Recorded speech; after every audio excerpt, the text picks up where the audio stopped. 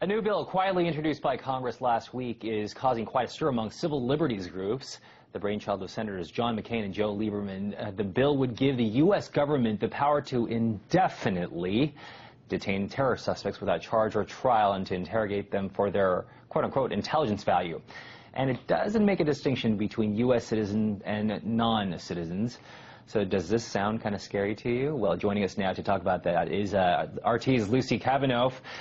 Lucy, hello. So some concerns. I mean, this is kind of a no-duh question, I guess, but there are some concerns. And what are the concerns here? Yeah, well, I mean, people see this as yet another example of overreaction by the government in the name of national security. I mean, the frightening thing about this legislation is that it effectively gives the U.S. military the right to detain American citizens in the name of national security with, absolutely no recourse to correct the situation if someone was, for example, detained in error.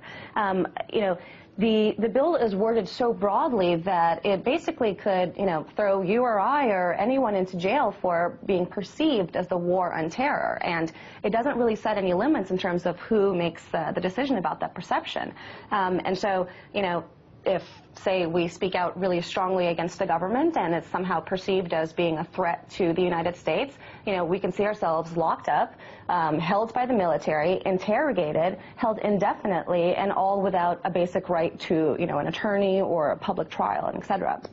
It also begs the question of what happens when you detain someone in error, and also what happens, what mechanisms are in place to prevent this from being politically used in a politicized sort of way. I mean, could we see this legislation used to stifle dissent? I mean, Tea Partiers often say fairly critical things of the U.S. government. In its extreme, could we see this legislation used as something to stifle that kind of dissent? What about 9/11 truthers? What about anti-war protesters? And so, the question is limits and oversight, and this legislation unfortunately doesn't set any limits, and it doesn't really, allow any process for these kinds of decisions to be overseen in a system of checks and balances. What about people who just simply come on and say, God, I hate this country? I mean, and even they maybe could be, because of the broad language, broad scope of the language which you had brought up earlier, they could even potentially be, I guess, put on this watch list by the government. Well, I mean, that's the threat, and that's always the problem that you have when lawmakers legislate out of panic. I mean,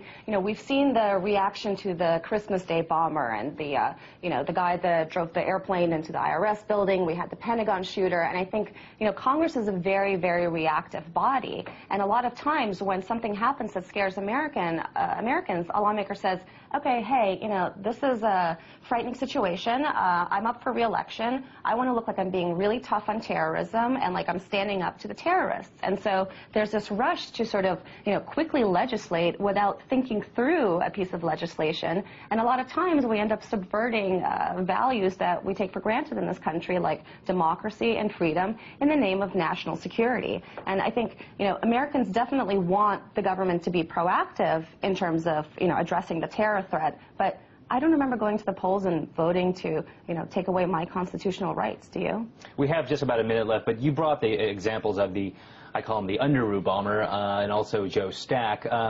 But because of events like those, incidents like those, isn't there kind of a need for a piece of legislation like this? Well, again, legislation like this is done out of fear and out of panic, and it's not thought through.